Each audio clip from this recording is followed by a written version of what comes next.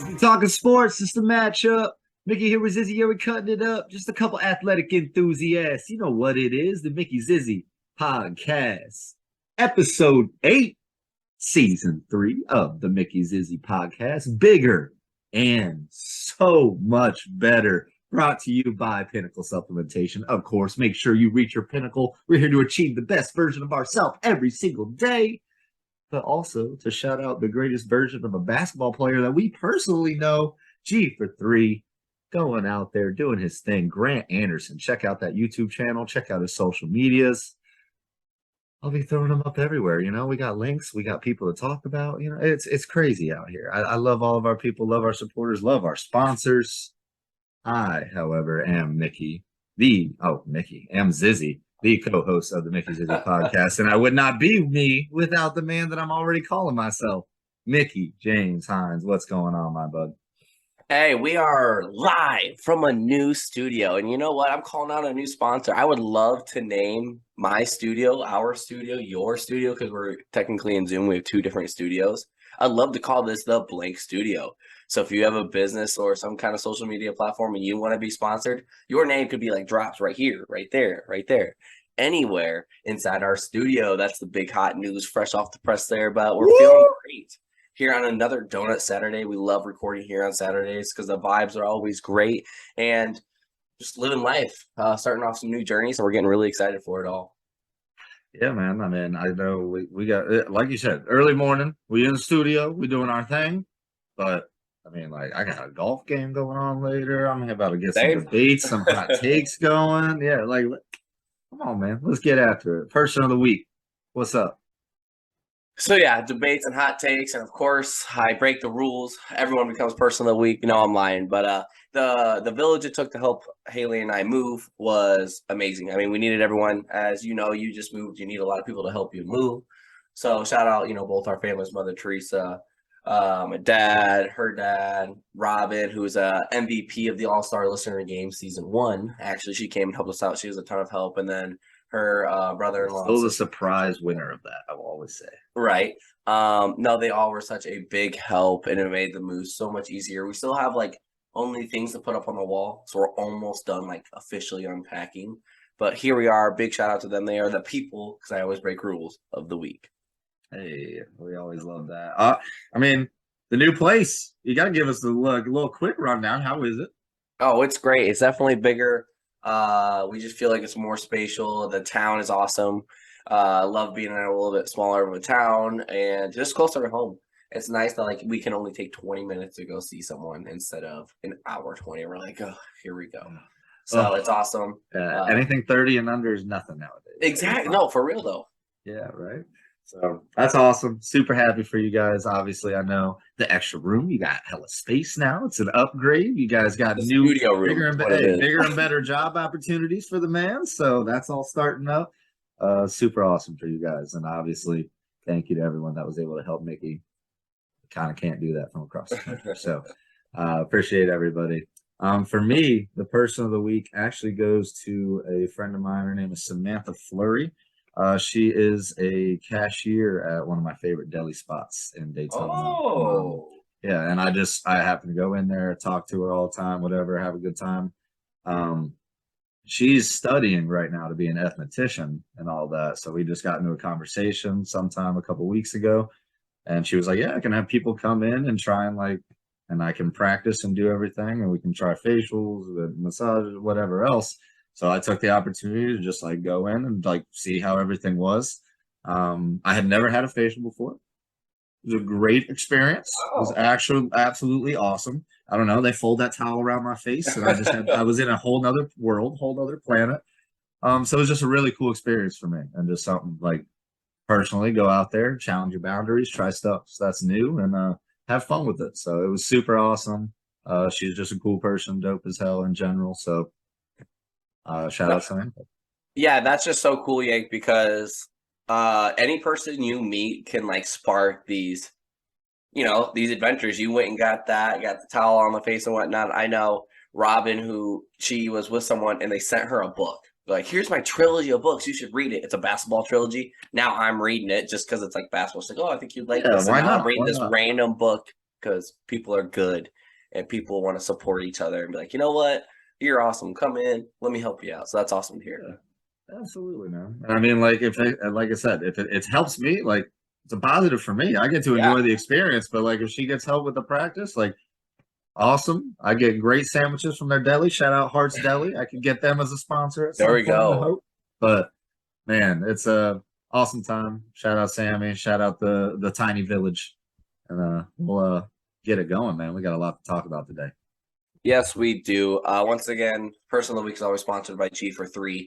Go check out his last video. It's him in the OBL, him playing against the 17 seed, and all that guy did was foul. First of all, sorry to spoil everyone, bro. Aggressive. Yeah, that wasn't even aggressive. Great, definitely. I mean, when you get fouled 8, 9 times, of course you're going to get tired. You know, and that was just a really cool thing to see how big this event actually was. But go check that out. I don't want to spoil too much more about it. Absolutely, check it out. It's really good content, and like I said, keep the hands to yourself, man. We playing ball, not balls ball. Now, Zizzy, it's that time. We are back. Breaking news. We want you, yes, you who is listening or watching right now, to join the second Mickey Zizzy Fantasy Football League. Contact one of us or on Twitter to join. It's the classic rules, classic teams, and winning is everything. The plaque is on the line, and you can mark your name in stone as a Mickey Zizzy Fantasy Champion. Are you in? Because I know last year came up short, Yank, but this year I'm coming for the title. Are you excited for fantasy football or what? I'm excited for fantasy football. First and foremost, the Mickey Zizzy Podcast fantasy football is back. It's back better than ever. I would love to see if our defending champion is going to be coming back out. That he is. I've been in talks with him. Okay. Mr. Sim, comes in as the last seed. You know, I'm over here, number 1 overall seed, feeling good about myself, coming in, dominating the whole season, and just get absolutely blown out in the first round. So I got a bone to pick with you, son. We going back at it. We got a whole nother year at it. Again, anyone that wants to join, it is first come, first serve. We are deciding. It depends on how many people start flooding in. Usually we get a good response on these, so it'll probably be a 12-person league. Just message us for details. Hit us up on social media. Let us know if you want to get in. We got you, but it is going to be competitive, and there might be a little bit of smack talk. You got to get used to it. Got to be ready. Yes, it is. So like we said, first come, first serve, kind of those 12, those little 10 other spots, including myself and Mr. Zizzy. First come, first serve. Free entry. I ain't gonna make you pay money, but you get a trophy.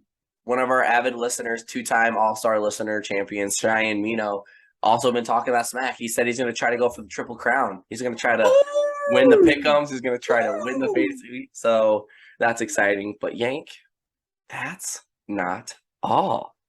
Also, for the 3rd year, Beat the Podcast NFL Pick'ems is back. The most anticipated event in Mickey Zizzy Podcast history. You pick them, you win them. Can you predict more wins than in the NFL season than us experts? Yeah, I said experts because you got the most wins in Pick'ems history right here, and you got the only 2-time All-American sitting to the right or left of me, depending how you're watching this today.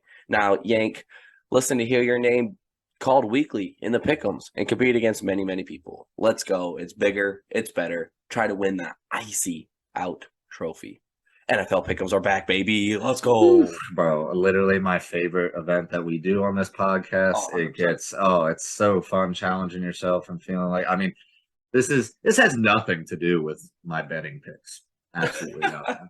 But so I live for this stuff every weekend. We're only we already had the Hall of Fame game, guys. Preseason started officially.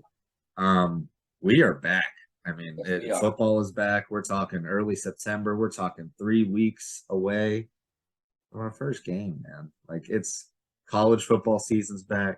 NFL's back. But of course, our podcast pickles will be strictly NFL related. But get on in. We had a big turnout last year. Pretty big turnout. I think close to 20. Close to 20 last year. It made it really competitive, really fun. Obviously, Cheyenne Mino, the defending champion and the All-American himself. I'm sure he'll be back at it, especially if he wants the Triple Crown. But a bunch of us will be in there. And like I said, going for 3 back to back to back. Call me the Lakers back in 2002. But Let's go. Yeah, no, it's super exciting. Like I said, once again, people, this is free.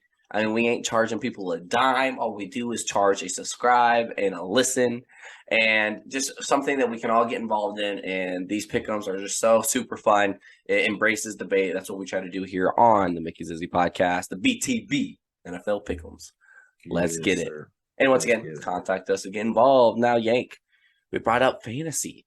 Let's give some fantasy tips for the people listening. Let's give them some tips. We won't dive too deep, but we may fall into a rabbit hole as we do this. We always fall into a rabbit hole when we talk fantasy. I mean, come on now. Fantasy is personal preference, so it's really going to be about like, who do you have? What do you got? What do you believe? What are the big storylines? Everything comes into account because one person's misery is another person's success when it comes to fantasy football. So pretty crazy. Always tough to decide. But I got stuff to do. I got so many fantasy leagues, man. I'm prepping. What's up? No, I am too. I know I got my buddies hit me up. We almost have my trophy leagues like in this 8th annual. My one of my big leagues I've done with buddies for 10 years now. We'll be like our 10th year. I'm like, oh my gosh, we're getting old. What is going on? Our league that we're in with a bunch of our boys I think that'll be our 5th or 6th. So we're moving and grooving. That's why we love covering fantasy. Everyone has their things, like how they draft. Some people actually go places, sit down, and do the draft board. Like that's my dream. I'm that guy. That's my dream. I've been that guy. I will be doing it 3 times this year. Elite. It's amazing. Yeah, but let's break it down. Let's start off with the quarterback position. Like I said, people, we're not going to go too big into this and that. We're going to talk to big names and who you should get as your first quarterback or first running back, etc. And Yank, I'm going to come out hot. The first quarterback are you going from the top or are you going from the bottom? Oh, from the top. Oh, boy. Quarterback. Okay. Josh Allen. Josh Allen? I can't be bad at that. Come on. Yeah, all the media, all the hype. I've bought in on his stock. Like, this is QB1. He had 4,400 yards passing, 36 touchdowns, 250 per game, and he had 50 interceptions. But that's going to come down because Yank, this is only year 5 for him. And I feel like this is where quarterbacks really start to peak. They really start to go up and up. And Josh Allen the Chiefs is his kryptonite right now. And in that game last year, he could have won that playoff game with the new playoff rule that both teams get the ball. But once again, we'll debate that. Playoff rule was created because of Josh Allen. Because of this quarterback. And the Bills are the highly most ranked to go to the Super Bowl. They are the most ranked to win the AFC.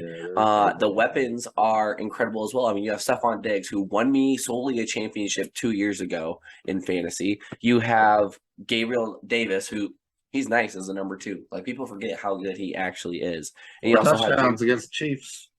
Yeah, and you also have Jamison Crowder from the Jets, who really didn't get a chance to shine because they had their whole quarterback debacle, young quarterback, and now he just gets to go flourish with Josh Allen. And then Dawson Knox, he's a beast at tight end. So they play a little bit worse teams. I mean, when you play the Jets twice, that's always a plus. You play the Browns, who are just a rocky franchise, the Vikings, Browns, like I said, and Lions. Like, those are teams that Josh Allen's going to score a lot of points. For those people, Josh Allen, QB1. I mean, I like it. Josh Allen is definitely in my top. He's in my top 3. I don't have him at number 1, and it's not just because of has nothing to do with him really. It's necessarily more the weapons. Yeah, he does have Gabe Davis and he does have Stefan Diggs.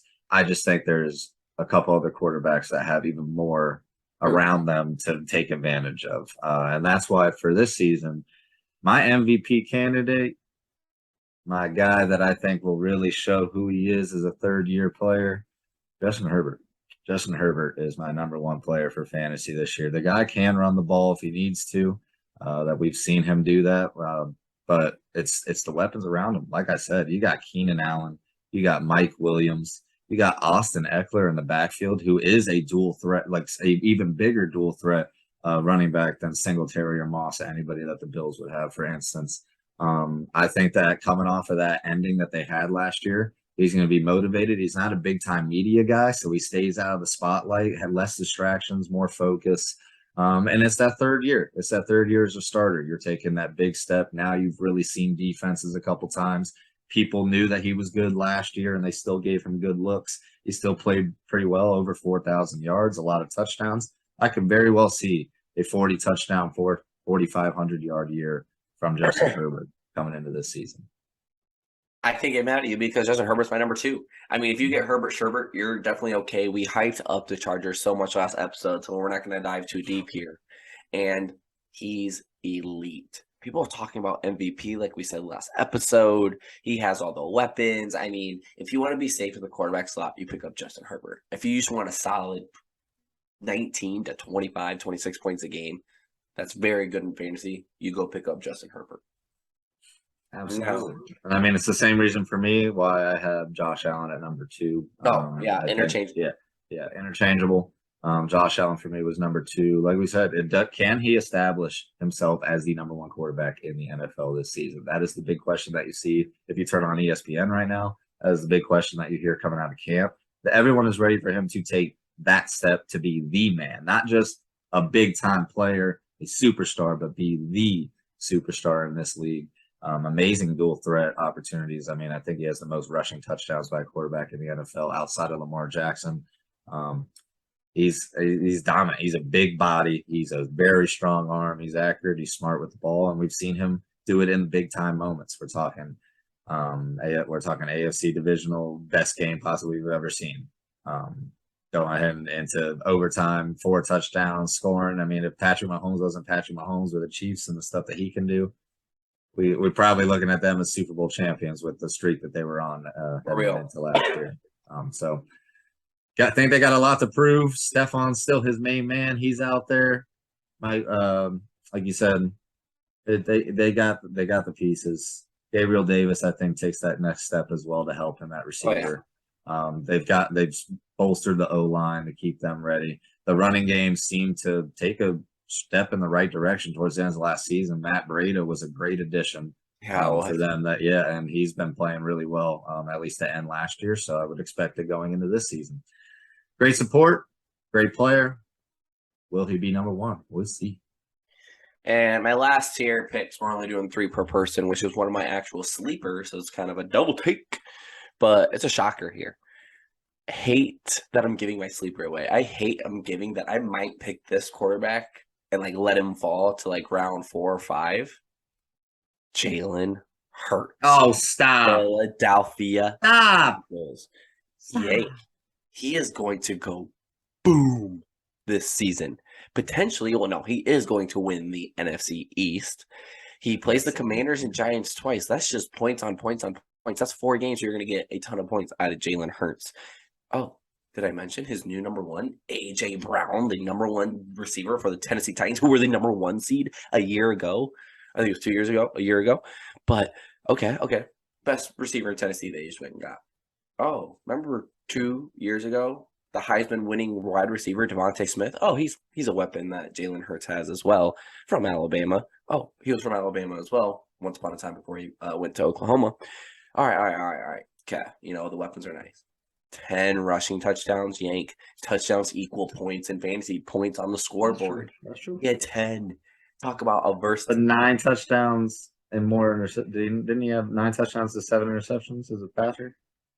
I think it was 13-9. So, yeah. So, he still had a ton of interceptions. But, I mean, he's got to take that next step. But like you said, he does have A.J. Brown now. He does get some help. Rushing, if they get is scary. They still have Miles Sanders. They got Devonta Smith, yeah. And Yank, it's going to be his 3rd year. He's only going up. He has the same coach as last year, so now they can fire. They got Doug Peterson together. No, Doug Peterson's Jacksonville. Remember? Oh, you're right. You're so right. Yep. They have that young guy. You're so right. But you know what? He has untapped potential. I've been calling it ever since he's come out of college, and he's going to be one of the best in the NFL. I hate telling people one of my sleeper pick. So if you're listening, you're one of my leagues, let him slide for me. But I want Hurts because it hurts so good when I'm going to be winning fantasy championships this year because of Jalen Hurts, baby. All right. I'll tell you what. I shot out my initial reaction because I forgot. We are talking fantasy, right? I can't put him up there if we're talking best quarterbacks in the league. But if you want to talk fantasy, he's not a bad pick. He would be a sleeper pick for me. You do get A.J. Brown coming over. Devonta Smith has proved himself as a rookie last year. He'll only get better. They have who's their running back right now? That's I the thought it was biggest Miles question. Sanders. I They know do they have Miles Sanders, but he's been up and down, which has been a roller coaster. But he is a dual threat running back. They have Boston Scott that I know had stepped in as a backup role last year and did pretty decent. For me, it is when I have noticed when they're down or whatever else. I mean, Jalen Hurts will get you your fantasy points somehow in the fourth quarter, whether it's garbage time, whether it's a close game, whether it's rushing touchdowns or yards, whatever it is. Because we've seen Jalen Hurts be at 25 rushing yards entering the fourth quarter and lead the game with 85. It is what it is. He puts up that's 6 points right there. If he gets a touchdown, you're at 12. So I mean, the man can definitely get you some fantasy points. He is a good pick for that. He will have a better year, I do believe. Like you said, it is his second year under Sirianni. Yeah. I don't like Sirianni as a coach. I think his offensive play calling is atrocious, in my opinion. The amount of times where he will run up. If you watch the Eagles this season, sorry, Riley Bell. I know I'm sure that you hear this, but you watch them play offense, they will run the same play in a row 2 or 3 times, or at least 3 times within 5 plays. Or at least the same formation. You can't do that against the minds that are in the NFL. Everybody that plays on defense in the NFL is smart. Every coordinator is ridiculously intelligent, has a high football IQ. Hopefully, with them being around more, them having more familiarity with each other, there's better play calling this year. All that trends in an upward direction for Jalen Hurts. I'll give you that. But is he top 3 in fantasy this year? Stop it. Sleeper. Stop it. He is not going to be top 3 in fantasy this year. If you're going to take a running quarterback, you're going to put Lamar Jackson. You're going to put Lamar Jackson in the top 3 for fantasy quarterbacks of the year. That's what I have this year. For me, it is the dual threat. I mean, this guy is absolutely electric on the ground. If you have him in the open space, you can guarantee you're not tackling him. On top of that, he goes out this offseason. Everyone's worried about the extension. He's not. He's worried about this season. He's focused on ball. He goes out this offseason, puts up 10 more pounds on his body, comes back looking chiseled, looking ready, bouncing back after the injury. People love to forget Lamar Jackson had the Baltimore Ravens leading the division through 8 games last season. This is the same division that had the eventual AFC champions, the Cincinnati Bengals. This is the same division that had the best defense in the Pittsburgh Steelers. We are talking about him having this team leading the division before he got injured. If he had never got injured, we're talking Lamar Jackson as an MVP candidate last year, and now we see he's got his connection with Mark Andrews. We know that's going to be great. I know Hollywood Brown is gone, but when has there ever been a year where Lamar Jackson has really had great receivers? Hollywood Brown's a good receiver, but you cannot tell me that if you go on YouTube right now, there is a highlight reel of him just dropping touchdowns from Lamar Jackson, just dropping wide open passes and touchdowns. So you get somebody out there with a little bit more sure hands. I know they have some younger cats out there, Devin Duvernay, some other guys, but Bateman is a sleeper. Rashad Bateman is a sleeper this season. No one's going to talk about him, and that's Lamar Jackson's number 1, who's your third quarterback. That is his guy. You pick him up in the. And then you got Mark Andrews, who is one of the top tight ends in the league. Obviously, the run game is always going to be lethal. He gets all of his running backs back from injury last year, so he's got more support there. It's a contract year for him too. He's not going to talk about it. It's not his focus, obviously, but he is playing for a new contract. I always think contract years breed big seasons. So Lamar Jackson's my number 3. I can't be mad at you for that because you're so right. I mean, he showed up to camp like day 2, I think it was, and he came ready to ball. He's not focused on the contract, this and that, and playing that kind of field. He wants to play football and prove people that he's a quarterback and not a running back. He's been doing that his whole career. He went and won an MVP, Yank. First of all, pay the man. This is atrocious that you're not paying Lamar Jackson, the cover of Madden, the MVP, the leader of your division for half the season, and who's done some work in the playoffs. I mean, years ago. So, Yank, pay Lamar Jackson. If he's your top 3 quarterback, I totally respect it. If you want him leading the throne, I had him in my fantasy league last year. He doesn't get as many passing yards, but you said dual threat. He does rush the ball for 40 to 100 yards per game, and he still can get a lot of touchdowns. So I respect that pick. Now, absolutely. Talking about running backs, we're going to move into our running back category. Like we said, we're covering The three main people man's or so. position. Show love. Oh, yes, the running back, route runners, ball catchers. Now, I'm going to take the easiest route possible. It's simple. It's the should have been MVP last year. Thank you. You're right. Henry. You're right. If he didn't get hurt, he's MVP. He's one of the best running backs I've ever seen in my entire life. You know what, Yank? I'll put it right here. Episode 8. The jersey bet. The Titans go win the AFC, so they win the AFC championship. I'm getting a Derrick Henry jersey.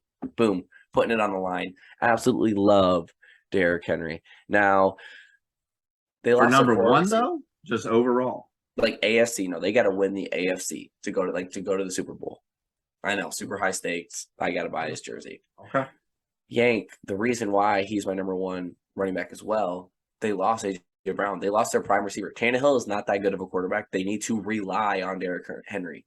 You know what that means for your fantasy team? Your fantasy team is going to rely on the running back who has to rely on his team. Like his team has to rely on him. That sounds like a lot of points to me, Yank. And Derrick Henry definitely does that. I know he had his injury, but he's going to come back so much better, so much stronger. Call him the Mickey Zizzy Podcast. Simple. Derrick Henry, number one. I love Derrick Henry, and if he's not in your top 2, I think that's a crime. However, I do think that your take on A.J. Brown being gone is actually going to hurt him because it's not just A.J. Brown being gone, it's A.J. and Julio being gone. So now you take away your 2 big receivers from last year.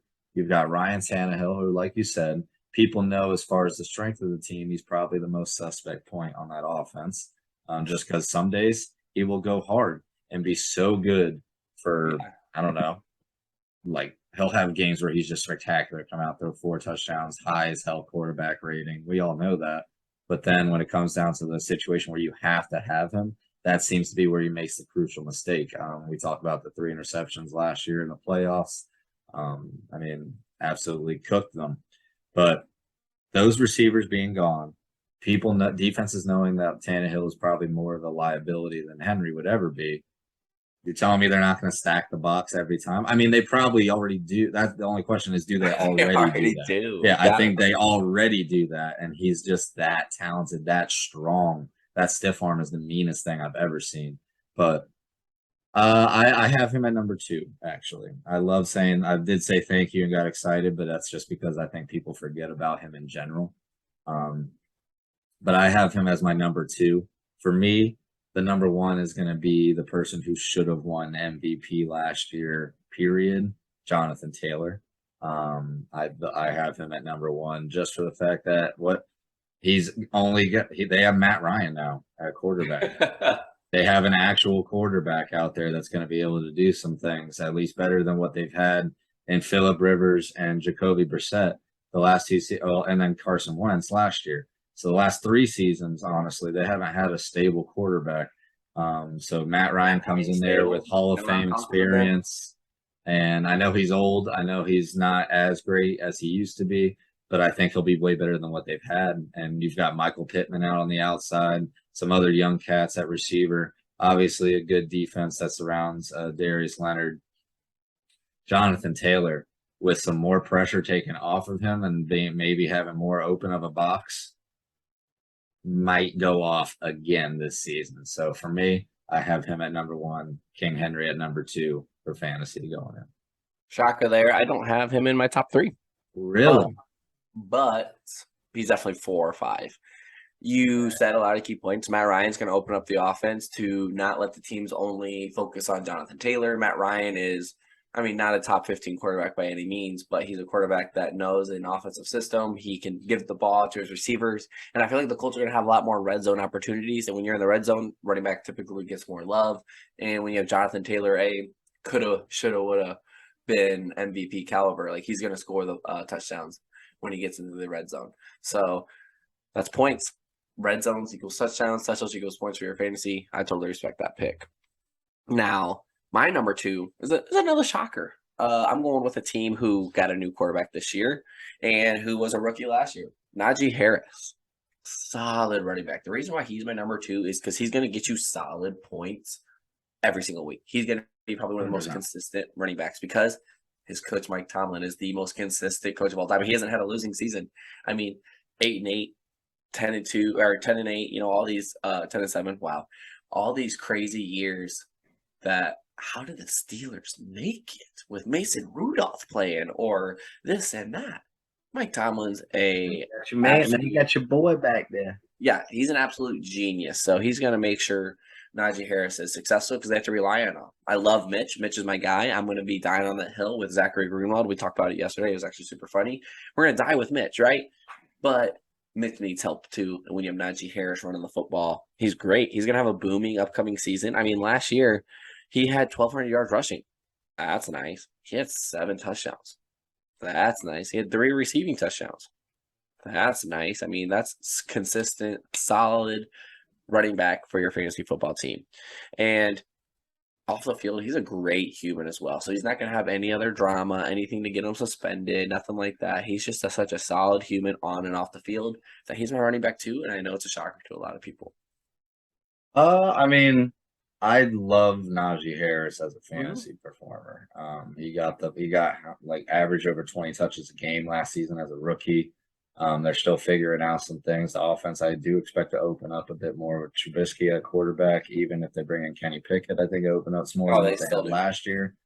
But that helps him maybe get some people out of the box. He's still a hard runner. He's a strong kid. He's a great athlete. I love his post-game interviews. They're actually hilarious. There should be more of those.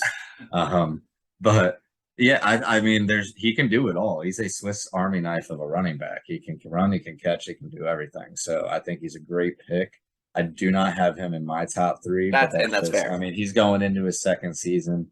They've got some question marks. He's still got some things to prove. But I think he'll have a great year. If you get Naji Harris as your starting running back, you should be very happy with that. For me, the third is going to go to Austin Heckler for me. It's the PPR champion. If you're in a PPR league, this guy is a go-to, man. Yeah, this guy is a go-to in a PPR league. He's going to get 6 catches a game. That's 6 points right there. And he's probably going to take one of them for a 40-yard screen. It's going to happen. And then on top of that, he gets all of his rushing opportunities. He's got an MVP candidate and other amazing weapons and Hall of Famers and all pro players around him.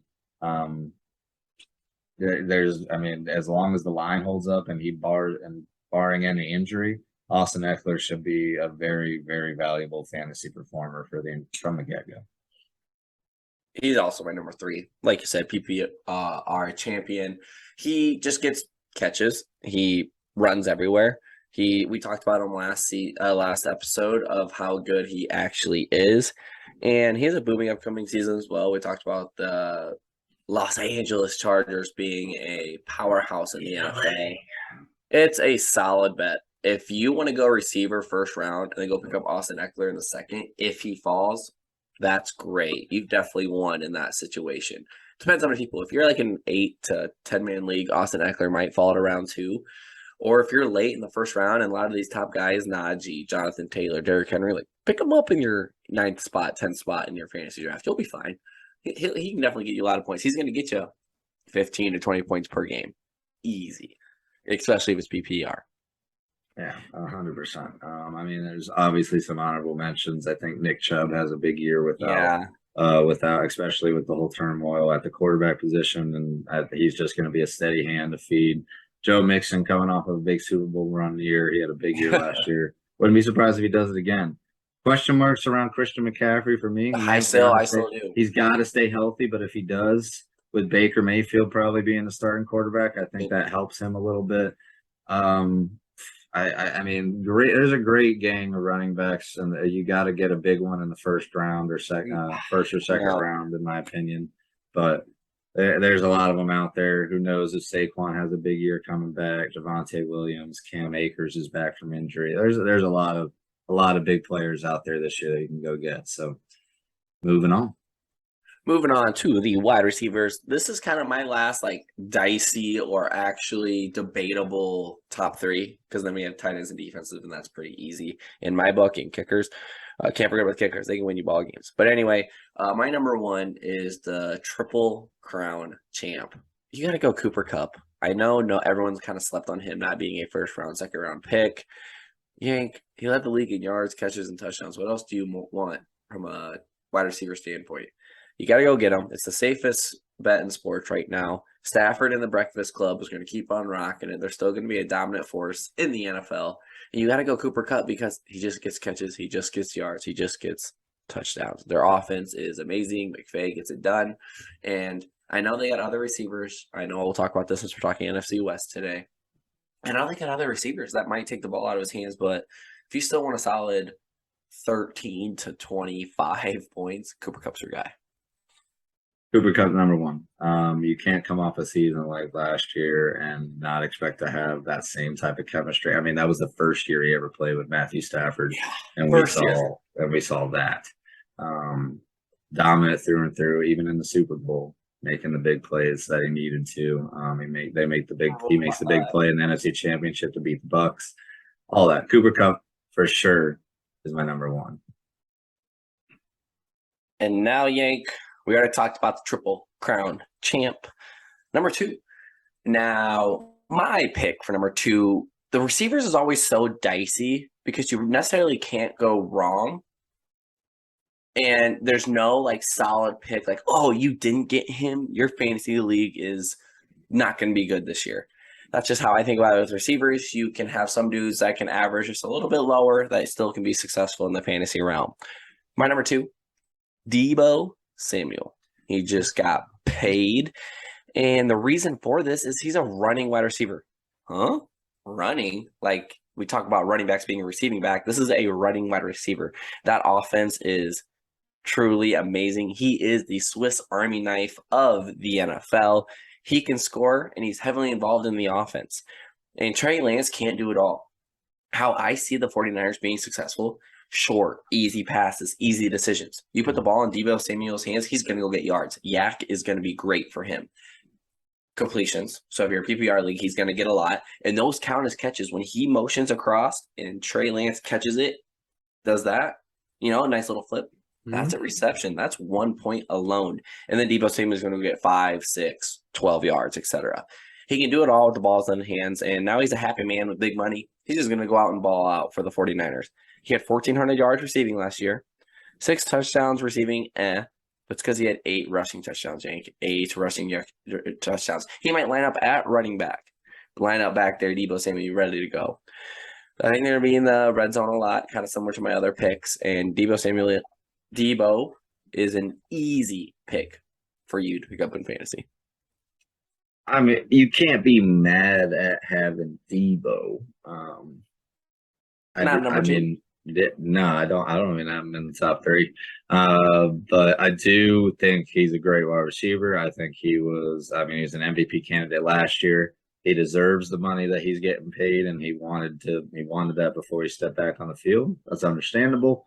But it's always hard to judge just because I don't know about Trey Lance yet. And I believe that the 49ers are going to have a good year. I know we're going to talk about the NFC West here in a little bit, but I do believe he'll play well. I do believe he'll have a good year. I think that he's a dual threat quarterback that the 49ers have never really had before. So it's only going to expand their offense if it clicks the way that it's supposed to. However, I think that takes away some touches from Debo. They still have Brandon Ayuk out there. They got Elijah Mitchell in the backfield. They got some other playmakers that definitely need to touch the ball this season. So I don't think he'll have as good of a year as last year. And just with the uncertainties at quarterback, I don't have him in the top three, but he's very well worth the top 5 pick at the position. Who is your number two? For me, number 2 is the best wide receiver in the NFL, Devonta Adams. I think that he out of my top 3. I think about it. He was playing with the Packers. Aaron Rodgers is his boy. That was the go-to guy for Aaron Rodgers, who accounted for 60% of his yards in the past like 3 seasons. Everybody knew that. Every team knows that. And they double him. He will get triple coverage with some shading over top. And he still gets the catches, still has the yards. His route running is impeccable. And now you move him to a new team, a new division, so teams aren't as familiar with him. Yes, it's a new connection with his quarterback, but it's an old connection. It's not new, yeah. It's not new. He's played with his quarterback before. They have over 35 touchdowns together in their college career. Now you're going to be playing in the NFL. New team, new energy. It seems to be the thing whenever somebody big time gets traded lately. On top of that, you got better weapons around you. You do have, I know the running backs in Green Bay are great with Aaron Jones and the next guy. I cannot believe I'm blanking on him right now. Yes, thank you, A.J. Dillon. But they have great running backs. But when you're talking about the wide receiver group, Devonta Adams was head and shoulders above everybody else. I know that Valdez-Scantling was pretty good. He's no longer in Green Bay anyway. Lazard, they're developing, but still, just comparatively, nothing. But now you go to the Raiders, who have a 1,000-yard receiver in Hunter Renfrow, who's a big-time third-down ball catcher, has a great rapport with Derek Carr. You have one of the best tight ends in the league in Darren Waller, who has to be double covered. If you do not double cover Darren Waller, he's winning single coverage every time. And, okay, then he becomes the star of the show. But you have to double team him, which means you're either double teaming or believe that your team can cover Devonta Adams. He's got a point to prove. Derek Carr is looking at an MVP type year because there's no excuses for him right now. I think Devonta Adams has a fantastic season. I wish I could get mad at you for that pick. It's my do not like Packers. I know you don't. I'm very strong. Everyone knows that. They know me. But that's one of the people, when I see him go off the board, I'm going to be okay because I'm like, wow, they got a really good receiver. All the things you said is correct. Last year, he had every number one cornerback on him. He had every double team, and he still went to put up like 1,500 yards.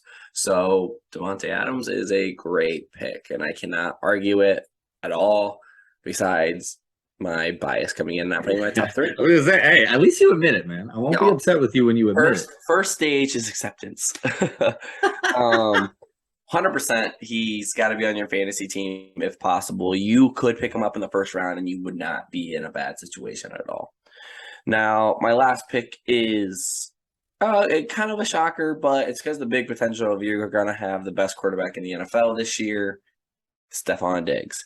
He's in the top three, like right at that top three. He could fall down. He's a stellar wide receiver. He gets the job done. He's going to be your solid 12 to 20 points per game, and he's just going to score your points. And if you're looking for the consistency as well, I'm trying to get those players in my top three that are going to be consistent with high points consistency.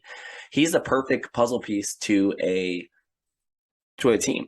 You could get Stefan Diggs third round. I highly believe that as your wide receiver one. You go get a good quarterback or a good tight end, which we'll talk about in a second, and a good running back. Stefan Diggs might slide, and that's going to be your perfect piece to be your wide receiver one. And he puts up points. He wants to win. You know how bad he wants to win with him standing out there watching the AFC Championship like a few years ago. Like, he still has that desire to win, and I think he's going to ball out next year. That's my I love Stefan Diggs. I had him on in my big-time league, the CCFL. Shout him out. 12 years strong, baby. We going. I had him as my keeper. So 2 years ago, I had him when he had the huge year, and that was when they lost in the AFC Championship. And that's the year I won it. He's standing out there, whatever else. And then the following year, he was my keeper. And last year, he took a dip. And it's not that he's not a great player. It's not that he didn't really had a bad year. It was just he didn't score the touchdowns. The touchdowns took a dip last year. Do I think that he could absolutely come back and be that overall number one, lead any fantasy team on like a hot streak type of wide receiver? Absolutely. He has the talent. I just think that the emergence of Gabe Davis and also just the running ability of the team itself plus Josh Allen takes away from his opportunities a little bit.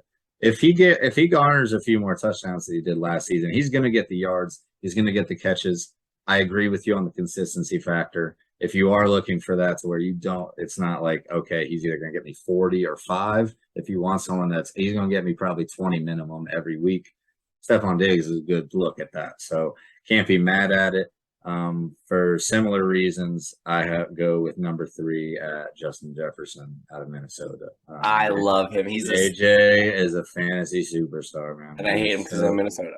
He's so good, and he's hindered by being on Minnesota, but he still has some other people that take the eye away from him. When people come into Minnesota to play, no, they're not worried about Kirk Cousins, but they are worried about Dalvin Cook.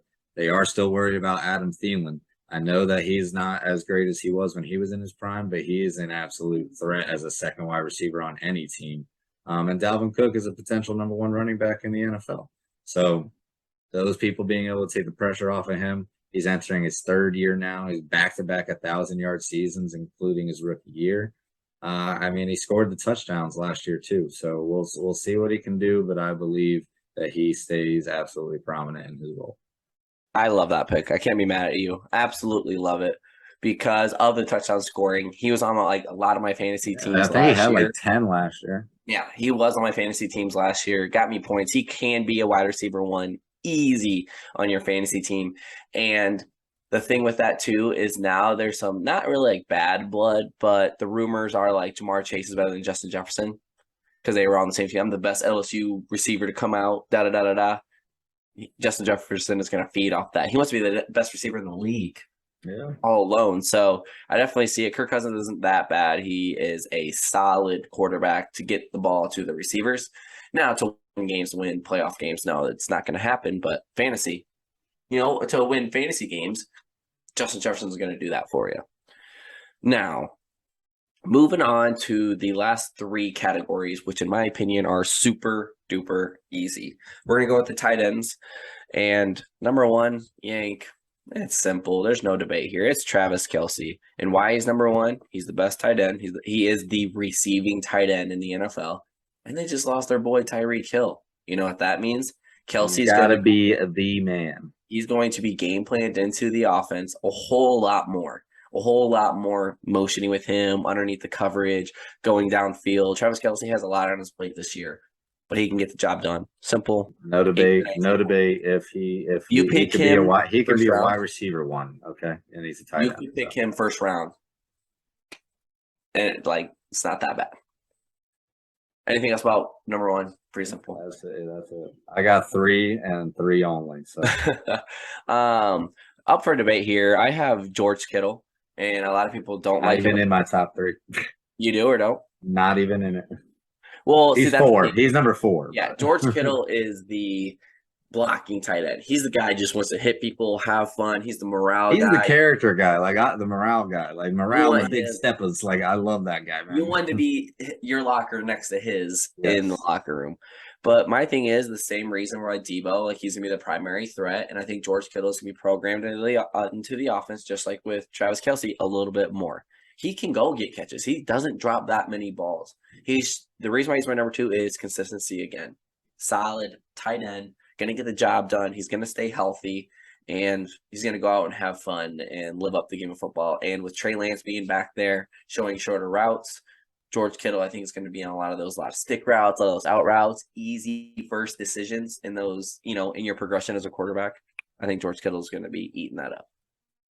For me, it's the same guy that has shown up and absolutely dominated about half of the NFL season the last 2 years. Mark Andrews. Yeah, that's my number 3.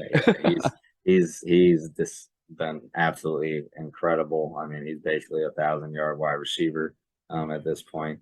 And when his connection with Lamar Jackson is just next level. When Lamar was playing last season, it's his go-to guy. He had 2 4-touchdown games last year.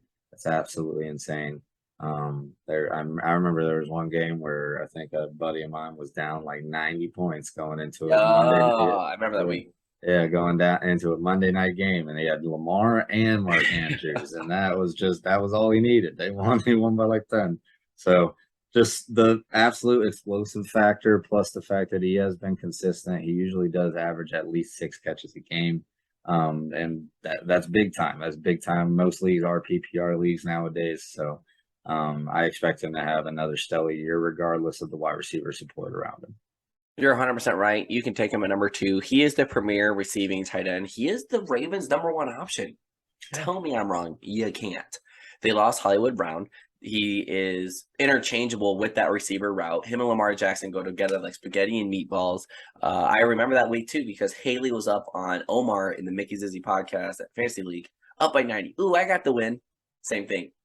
Loss. Oh, man. And it's just funny, because that's the thing that he can do. Go score you 4 touchdowns.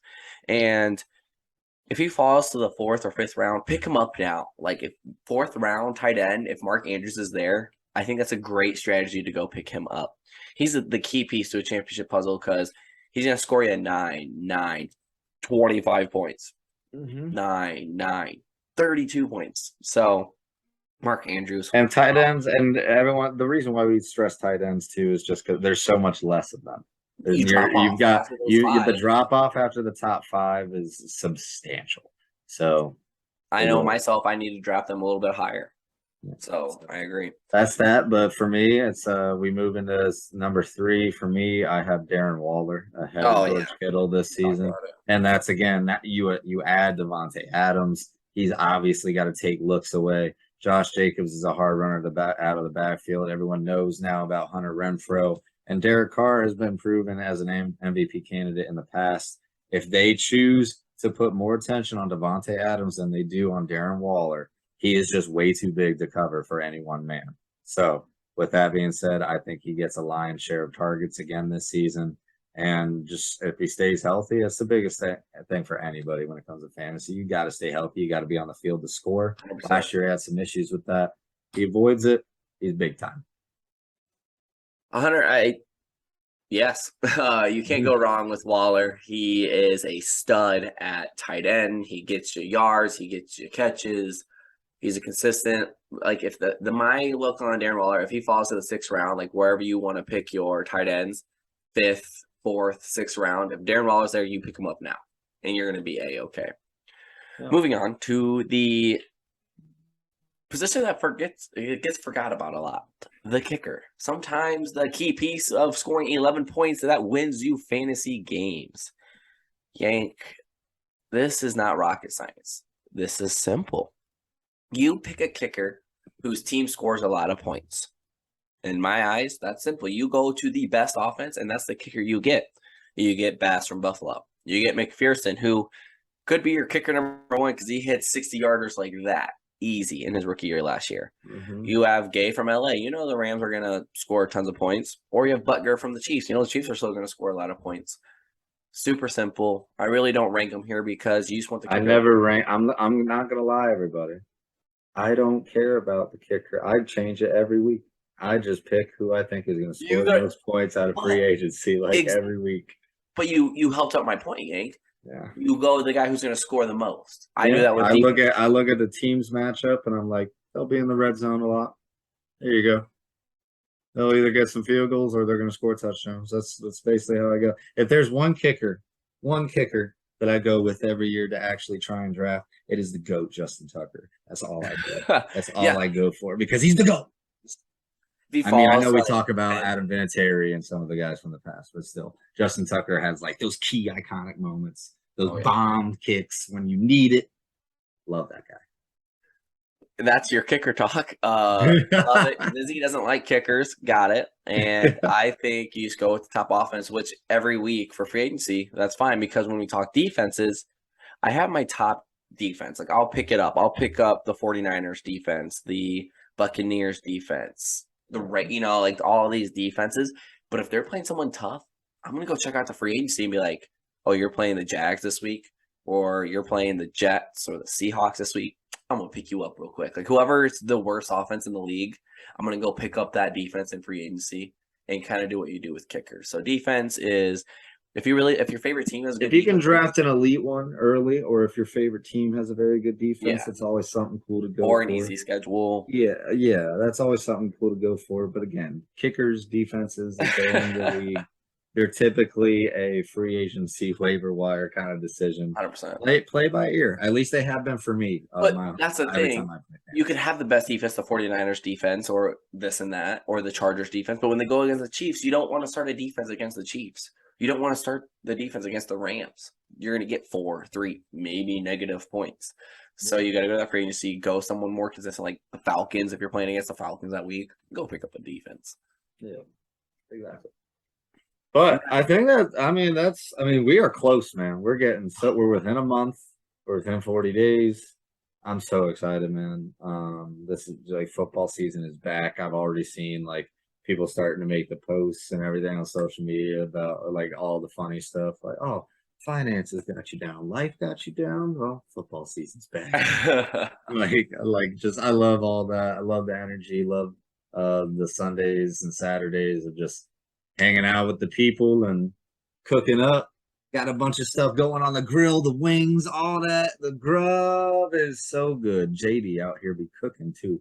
So I'll be very, very excited. No, it was already with the preseason game. I turned off the Xbox, sat down next to Haley. It felt like another Sunday. Chris Collinsworth was on the TV, which right. The breakup. Talk about breakups that hurt. Al Michaels and Chris Collinsworth. The slide. I don't know if it's retired yet. With Mike Tirico is the new Sunday Night Football commentator. We'll see. I feel like that's more of a Collinsworth thing, though. I know. So I think it's going to come back. It didn't happen because all the craziness with the preseason game. But if it comes back, you can guarantee I might run around the block because I'm so hyped that football is back. But that's just another thing, something to look forward to. Waiting all day for a Sunday night. Absolutely, right. Baby. That's why I stick to podcasting and not singing because I'm atrocious at it. Hey, that's all right. We could do a Masked Singer, man. Like, I'll go for it. All righty then. Moving on here, once again, as we transition to our next segment here, as you already checked the description, go check out Pinnacle Supplementation. Reach your pinnacle, reach your health needs. Now, that's our quick little ad as we transition to the NFC West. We're making our predictions here, Yank, about the NFC West since we did the AFC West last. We going from bottom top again? We going top? This time, we are going to go to the bottom because I think we both have the same bottom. We're talking NFC West. We're talking. If you don't have the Seahawks in the bottom of this division, I'm sorry. You're wrong.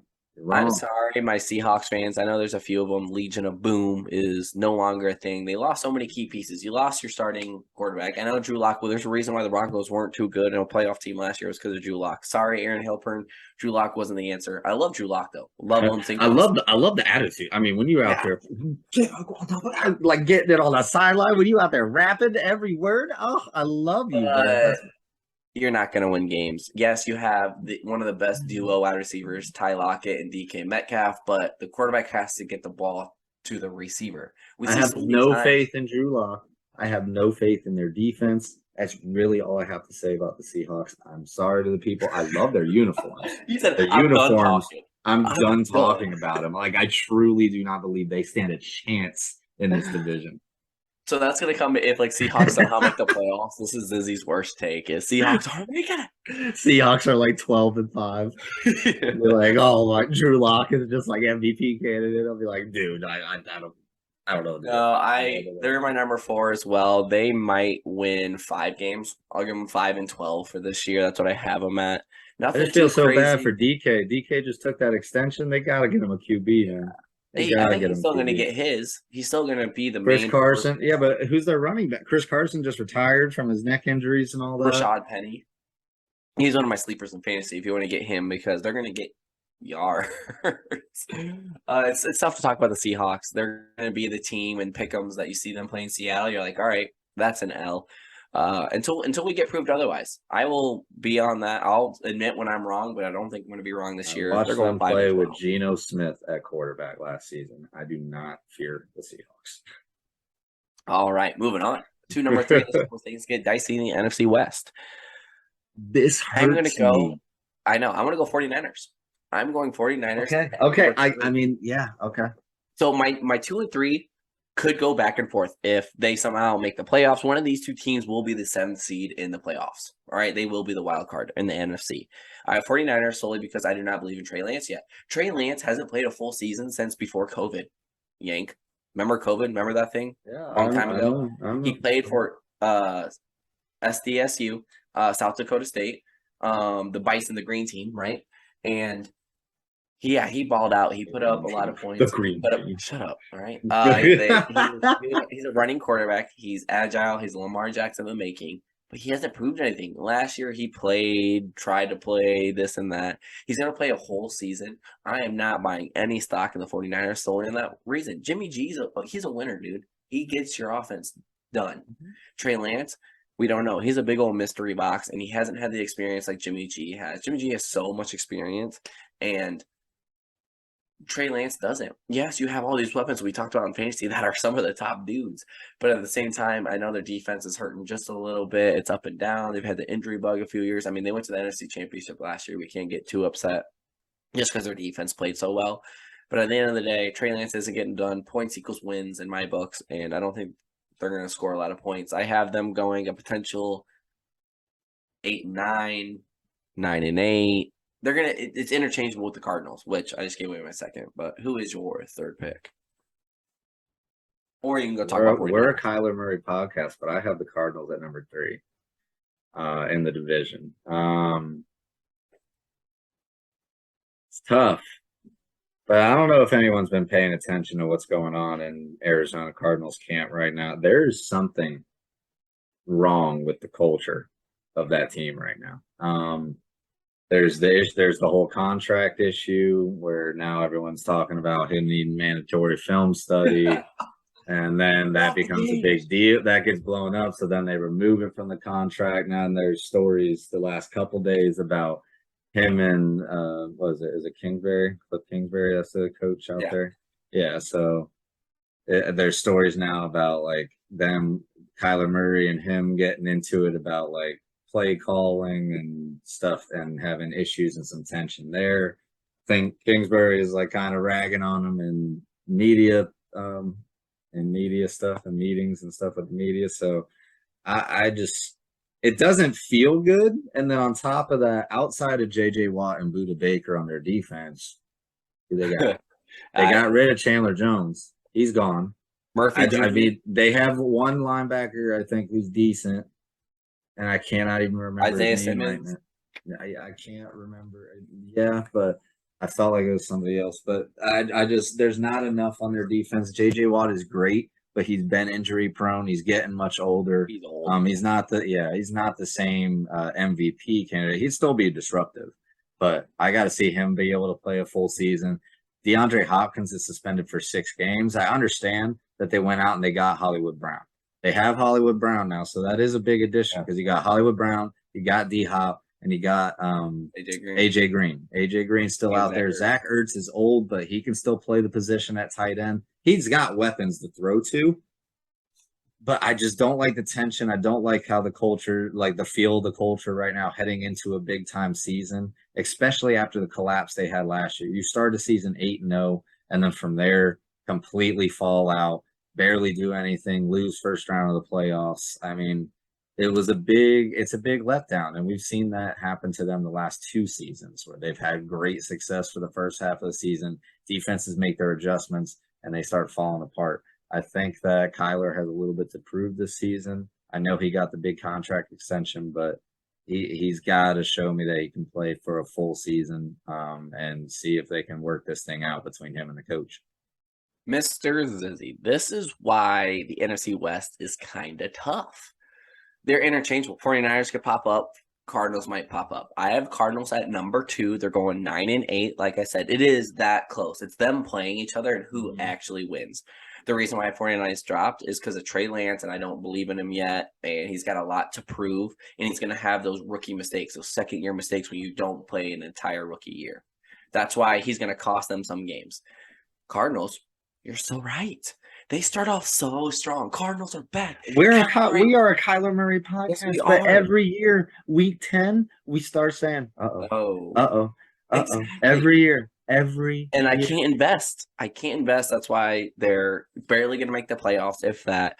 A lot of drama surrounding it with the research clause. Like, you got to research a certain amount, get off the games. Like, that is kind of sad. I know a bunch of the analyst experts are like saying, Kyler Murray, this is embarrassing. You need to stop, get off the game, stop playing with FaZe Clan and play football. Mm-hmm. It is so tough to win when you have that drama, that hazy, phasey feeling on the media, on social media, this and that being talked about you. it is tough, and it does take an effect in football games, and I think it will hurt Kyler Murray in the end. But the reason why I put them over the 49ers is because of the weapons. AJ Green, yes, he's washed, okay? He was great in Cincinnati. Absolutely loved me some AJ Green. Now, he's going to be your third option.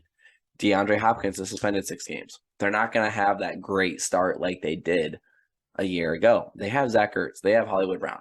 That's the reason why they're ahead of the 49ers is because their offensive weaponry. They have James Conner. James Conner scores touchdowns. He's great. Go check out his book, Bears of Choice. I'm not saying that he's not good. He had the most rushing touchdowns like throughout majority of the year. Yeah, okay. But the defense, they're going to get scored on a lot. J.J. Watt isn't J.J. Watt of the past. You have Murphy Jr. He had 4 interceptions. Buda Baker, big baller. Yeah, he's got 3 interceptions, but there's only so much you can do. These big names are going to kind of get them to 9 wins. But after that, I totally agree. They could fall to 3. That's just my take on the Cardinals, that the weapons are going to be the reason why they go ahead of the 49ers. But why and the 49ers? I mean, like you said, they could be easily interchangeable, in my opinion. Okay. But yeah, they could be easily interchangeable. But I just think when you look at the two teams, Trey Lance, yes, he's not proven. But if he, like you're talking about Jimmy G is a winner, a proven winner. He's a great ball player, all this. But the 49ers are completely committed to Trey Lance, which tells me there's something they have seen that tells them that he's ready. 3 years ago? Better player. No, in the past, he's been on the team now for 2 years. They see it in practice. They see it in sessions, team meetings, workouts. You know it's more than just what's on the field. So you got all that.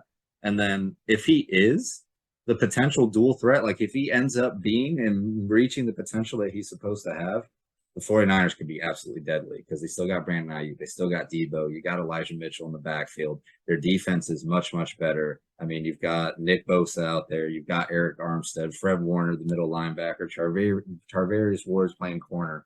They got a great team, and I think they have a better defense. They always play hard-nosed football. Definitely a better defense. Cowboys. They beat the Cowboys last year in your playoffs, so they're a great team. That's why I still have them at number 2 because if Trey Lance takes any step up from Jimmy Garoppolo, they're scary. They are interchangeable. That's one thing we do have to agree here, and it's tough. And if you're really going to take that take, like Trey Lance, the untapped potential, I just haven't seen it. I do. Like I said, I know I haven't seen it, but we were talking about it earlier. But I do believe in him. I do believe that he'll do well. When the 49ers are the number 3, we'll reach back to this episode and we will say, Zizzy, who was right? But sorry, 49ers fans, whoever's out there. I think I know 3. I think I know Deep. I think D Pitt was a 49ers fan. Yeah, D Pitt. I have a buddy who I graduated from high school. Yeah. Anyway, that leaves us our number 1, which is the clear number 1. Defending champs, baby. Gotta beat the best to be the best. I hate that you already said it because I was going to say it for you. Yes. Put it on a t-shirt. If we ever make a t-shirt, that's going on it. It's one of the most iconic Zizzy quotes, and I have to use it here. For divisional play only. Yank, they're the champs, and beat them until prove them wrong. They're champs until proven otherwise. Stafford's going to ball out with the Breakfast Club. We already know. And it's not just Cooper Kupp. They went and snuck Allen Robinson. 2 years ago, Allen Robinson was great, and then Matt Nagy kind of spoiled Robinson. Didn't put him in the offense at all. He didn't get played on third downs a lot. I'm like, what are we doing, Nagy? Put in Robinson. He's still a great receiver. And now you get put on where Allen Robinson is no longer the Batman. He is now the Robin as the number 2. Stafford, I think you're going to be A-okay. And you remember Van Jefferson, who was the number 2. Now he gets moved to number 3. He was the number 2 on a Super Bowl winning team. So that means the Rams offense just got a whole lot better. And who's to say that that Odell doesn't come back to them after when he's ready? Yeah, if they come out and they start playing really well, why wouldn't he go back and play with them? He could, and then now that receiving core is their 10 personnel. It's absolutely amazing. Yeah. Bonkers. And then Cam Akers is back off an injury. Is he back. has so much to prove. See, he hasn't had a breakout year yet, Yank, because rookie injury, this and that, right? He's gotten injured every year, but when he has played, he's been so good. Exactly. So if he can stay healthy, the Rams are even scarier, which helps out our point of the Rams being great. And Henderson Jr., Darrell Henderson Jr. isn't bad. He gets the job Great done. backup. For a Great. He could be a starter. He was for him last year. He was great. Yeah. He could be your running back 2 if we're talking fantasy. And this franchise has a whole lot to prove because they went all in on Super Bowl and they went and got it. Their defense is still great. They have DPOY, Aaron Donald. He's a straight up beast. He's coming back for another year or two. You have Leonard Floyd. He was from Chicago years ago. He's a great piece on the defense. And Jalen Ramsey, come on. Oh, newcomer, Bobby Wagner. Wasn't he Super Bowl MVP? He was on a Super Bowl championship team, and now he went to a Super Bowl team. Throw in Greg Gaines and Jordan Fuller just for fun, man. Like, they are good, man. Yeah. They're going to be absolutely great. Their season's going to go boom. I really do think so. I think they're going to be a 12-5, 11-4 team, depending about some of those big-time games like the Bills. They play the Bills week 1. That's tough. That's really tough. They might have the Super Bowl hangover. We have been hearing about Stafford being limited with his throwing elbow, which is always a worry for a quarterback. So they also play the Chiefs. They play the Chargers. So they play a lot of these better teams. That's only going to make them better, Yank. You play the best, iron sharpens iron. When the playoffs come, you played against those best teams. You're ready for it. You've seen film on them already, these playoff teams. And they did it in their first year last year. Stafford's got a whole year now under his belt. I feel like he can only get better, only understand McVay's offense better. Easy number 1 here, Los Angeles Rams. I see them going to the divisional round easy and then getting upsetted somehow. I don't think they'll go back-to-back, which every year you've had a Super Bowl prediction. We'll get to that right before the season starts. You've been right here on the Mickey Zizzy Podcast. So if you're a betting man, listen to Zizzy's take for who's going to be Super Bowl champs next year. But that's my NFC West. I have Rams, Cardinals, 49ers, Seahawks. Mr. Zizzy has Rams, 49ers, Cardinals, Seahawks. So we just got interchangeable there, 2 and 3. Absolutely, baby. And we're going to keep going through all the divisions. Might get some featured guests in here if you guys are interested. If you have a favorite team in one of the divisions we're going to be talking about soon, hit us up. Let us know. We can get you in here. Zoom has multiple features, man. We got more than 2 people out here. So let us know. That'd always be cool to get some other takes as well. But looking forward to football season. We got all the coverage for you coming soon. Yank, my last takes here is join the fantasy football. Join the pick'ems. It's all free. You get nice rewards with the icy out trophy and the plaque. And just a time to talk some smack to the boys. Like, I beat you in pick'ems, this and that. And the vibes are great.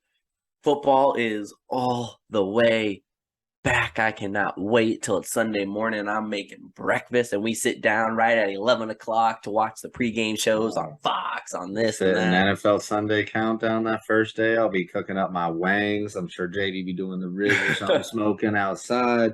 We're going to be up in the room. I got multiple TV setups.